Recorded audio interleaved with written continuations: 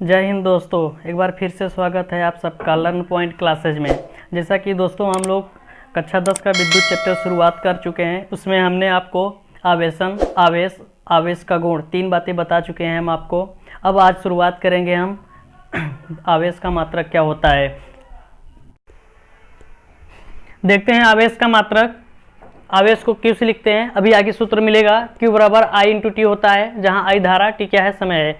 तो इससे हम आवेश का मात्रक निकालेंगे। क्या होगा? एम्पियर गुणे सेकेंड। दूसरा क्या होता है? कूलाम। ये दोनों आपके एमकेएस पद्धति में होते हैं। और एक होता है ईएसयू, इसको बोलते हैं इलेक्ट्रोस्टेट यूनिट। और एक होता है फ्रैंकलिन, ये दोनों किसमें है? सीजीएस पद्धति में है। एक होता है आपका ईएमयू, इलेक्ट्रोमैग्नेटिक यूनिट होता है, और दूसरा होता है फैराडे। ये दोनों आपके किसी भी पद्धति में नहीं है। अच्छा, हमको क्या चाहिए? एमकेएस पद्धति चाहिए। तो देखते हैं इसमें और इसमें क्या संबंध होता है। दोनों एक ही है। तो एक ईएसयू बराबर 1/9 गुणे 10⁹9 कूलाम होता है। इसमें संबंध निकल गया। देखते हैं इसमें ईएसयू बोले या फिर फ्रैंकलिन बोले, दोनों एक ही पद्धति में है, तो जाहिर सी बात है वही होगा। ये जो ईएसयू है, ये आवेश का, किसका? आवेश का सबसे छोटा मात्रक होता है।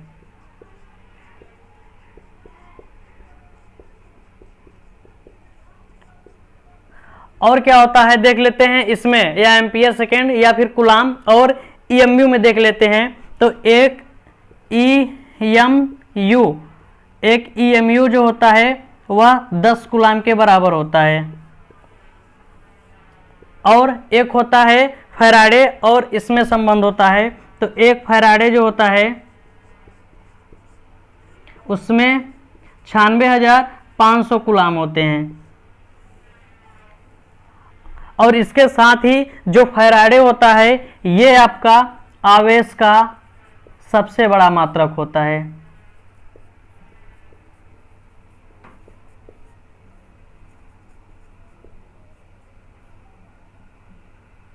आवेश का सबसे बड़ा मात्रक होता है कौन? फैराडे। एक फैराडे में कितने कूलाम का आवेश? 96,500 कूलाम का आवेश होता है। और एक ईएसयू में 1/9 गुणे 10⁹9, ये सबसे छोटा आवेश है। और आपका एक ईएमयू में कितने? 10 कूलाम का आवेश होता है। चलिए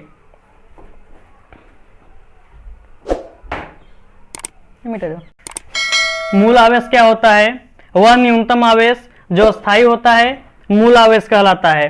कहने का मतलब क्या है कि पूरे ब्रह्मांड में सैर सपाटा करने के बाद केवल और केवल इलेक्ट्रॉन ही ऐसा मिला जो अस्थाई हो और कैसा हो? न्यूनतम हो। क्योंकि जो परमाणु होता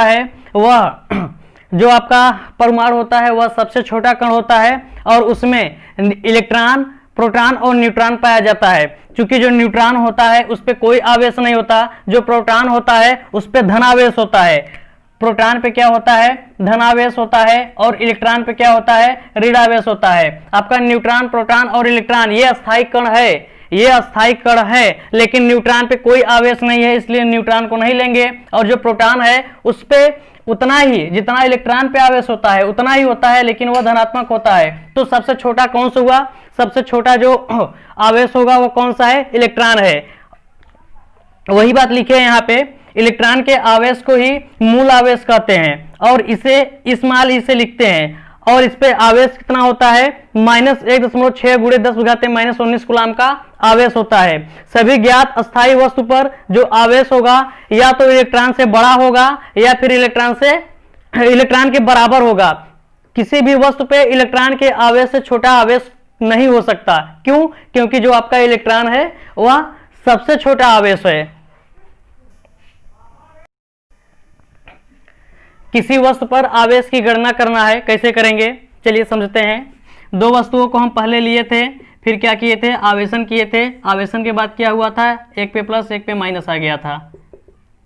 एक पे प्लस एक पे माइनस आ गया था। किसी एक पे प्लस गया था, किसी एक पे माइनस गया था। ये बात हो चुकी है। फिलहाल क्या समझ रहे हैं कि किसी वस्तु पर आवेश की गणना करेंगे। जब वस्तु को नहीं लिए थे, आवेशन के बाद मान लेते हैं सबको हटा दे रहे हैं, केवल एक वस्तु ले रहे हैं, तो आवेशन के बाद इस पे कितना कितना आवेश है, 3 ऋणावेश है।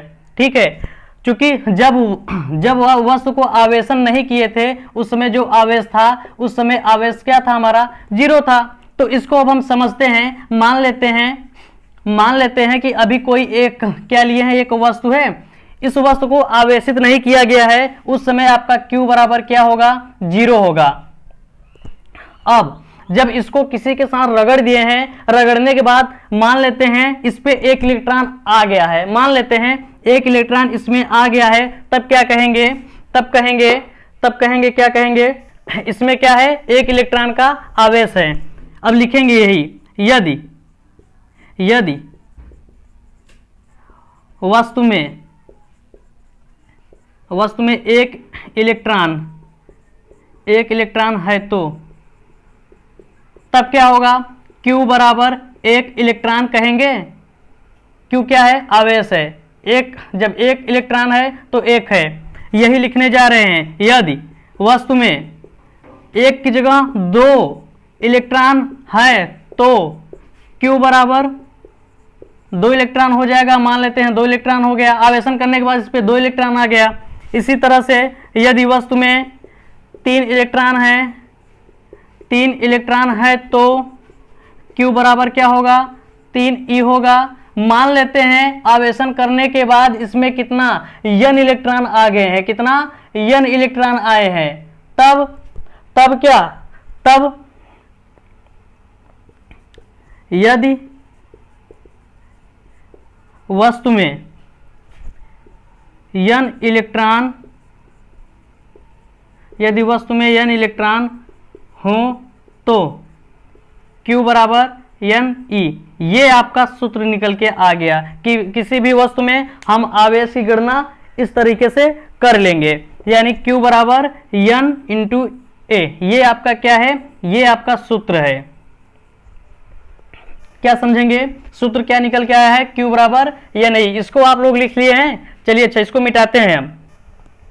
आपका जो सूत्र निकल के आया है Q बराबर या नहीं, इसमें आप जानते हैं जो इलेक्ट्रॉन है ये सबको पता है, इलेक्ट्रॉन पे जो आवेश होता है 1.6 × 10⁻⁻19 कूलाम का आवेश होता है, कैसा, ऋणावेश होता है। ये आपका हमेशा क्या रहेगा, ज्ञात रहेगा। बचा क्या, आपका आवेश बचा है और क्या बचा है, n बचा है। n क्या है, इलेक्ट्रॉनों की संख्या है, क्या है, उसमें कितने इलेक्ट्रॉन है उसकी संख्या है, इलेक्ट्रॉन की संख्या है। तो इसमें जानते हैं 2 लोग हैं, क्या क्या, Q और n। E तो हमेशा पता ही रहेगा। इन 2 लोग में या तो इसका नाम देगा फिर इसका पूछेगा, या इसका देगा इसका पूछेगा।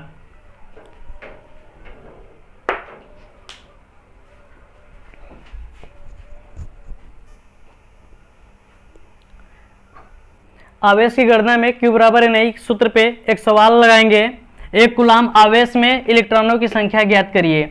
चलिए, कह रहा है कि आवेशित करने के बाद इस पे जो कूलाम है, जो आवेशित करने के बाद इसमें जो आवेश है Q का मान 1 कूलाम आया है, तो पूछ रहा है n क्या होगा, यानी Q का मान है 1 कूलाम और आवेश का मान, इलेक्ट्रॉनों की संख्या n का मान पूछ रहा है कितने इलेक्ट्रॉन होंगे। चूंकि जो इलेक्ट्रॉन पे आवेश होता है -1.6 × 10⁻⁻19 कूलाम होता है, ये आप सबको पता है। अच्छा, ये इलेक्ट्रॉन होता है, इस पे ऋणावेश होता है, सबको पता है, इसको छोड़ देते हैं, लेकिन जहां जरूरत पड़ेगी ऋणावेश लगा लेंगे। अभी जानते हैं इलेक्ट्रॉन पे जो होता है ऋणावेश होता है, तो यहां से Q बराबर ne होगा। Q का मान 1 है, n का मान पता नहीं, n निकालना है, लेकिन इलेक्ट्रॉन का मान पता है कितना, 1.6 × 10⁻⁻19 कूलाम।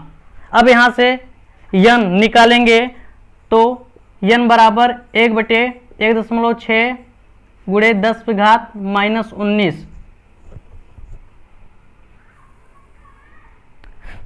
इसको ऊपर ले जाएं तो n बराबर 10⁻⁻19 हो जाएगा, 19/1.6 हो जाएगा, ऐसे करके। अब इस दशमलव को हटाने के लिए क्या करेंगे, 10 से गुणा करेंगे, 10/16 हो जाएगा, × 10⁻19 हो जाएगा। जब इसको भाग देंगे तो n बराबर हो जाएगा 0.625 × 10⁻19। अब यहाँ से दशमलव यहाँ ले आएंगे तो क्या होगा, जब दशमलव यहाँ ले आएंगे तो n बराबर आपका निकल के आएगा 6.25 गुणे 10⁻18। n क्या है, इलेक्ट्रॉनों की संख्या है, इतने इलेक्ट्रॉन होंगे।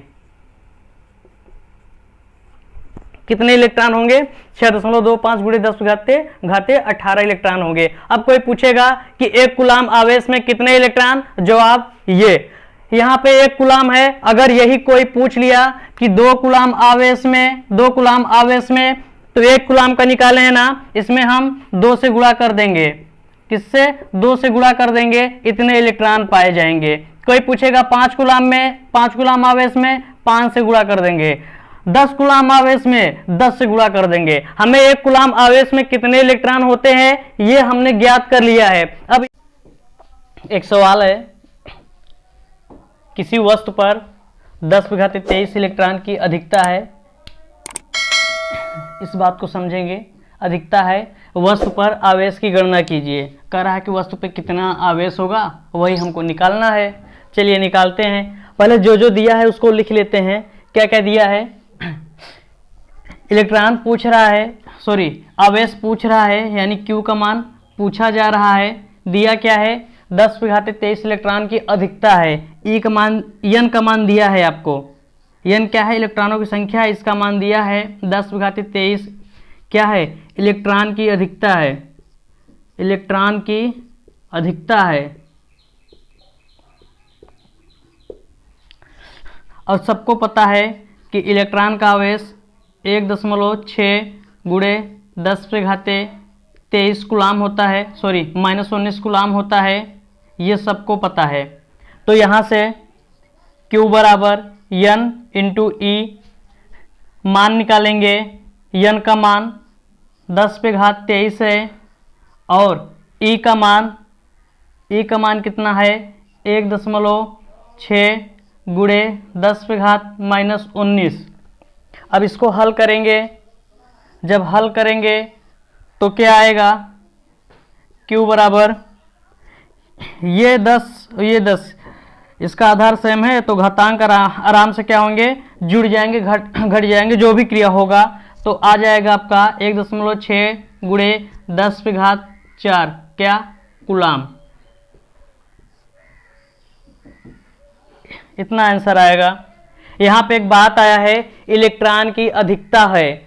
हमने आपको आवेशन क्रिया में बताया था कि वस्तु को रगड़ते हैं तो एक वस्तु से इलेक्ट्रॉन निकल के किसी दूसरे पे चला जाता है, जिस पे जाता है उस पे इलेक्ट्रॉन की अधिकता हो जाती है। मान लेते हैं यहाँ से इलेक्ट्रॉन निकला और इस पे चला गया तो इस पे इलेक्ट्रॉन की अधिकता हो गई। क्योंकि इलेक्ट्रॉन जो होता है वह ऋणावेश होता है, जिस पे जाएगा उसको क्या कर देगा, ऋणावेशित कर देगा। यहाँ पे ये कह रहा है कि इलेक्ट्रॉन की अधिकता है। इलेक्ट्रॉन की अधिकता का मतलब कैसा आवेश है, ऋणावेश है।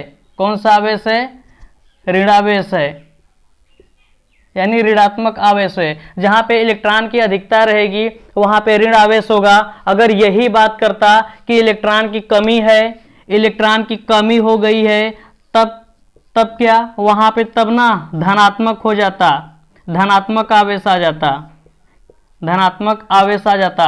क्यों, क्योंकि जब आवेशन करते हैं तो जहां से इलेक्ट्रॉन निकल जाता है वहां पे कहते हैं कि इलेक्ट्रॉन की कमी हो गई है। किसी वस्तु पर आवेश की गणना कैसे की जाती है इसको हम अच्छे से समझ लिए हैं। अगर आप लोगों को हमारा वीडियो अच्छा लग रहा है तो प्लीज़ हमारे वीडियो को लाइक करें। अगर आप लोग नए हैं तो हमारे चैनल को सब्सक्राइब करें, वीडियो को ज़्यादा से ज़्यादा शेयर करें और हाँ, बेल आइकन को दबाना ना भूलें ताकि हमारा हर एक वीडियो आप तक सबसे पहले पहुँचे। जय हिंद, जय भारत।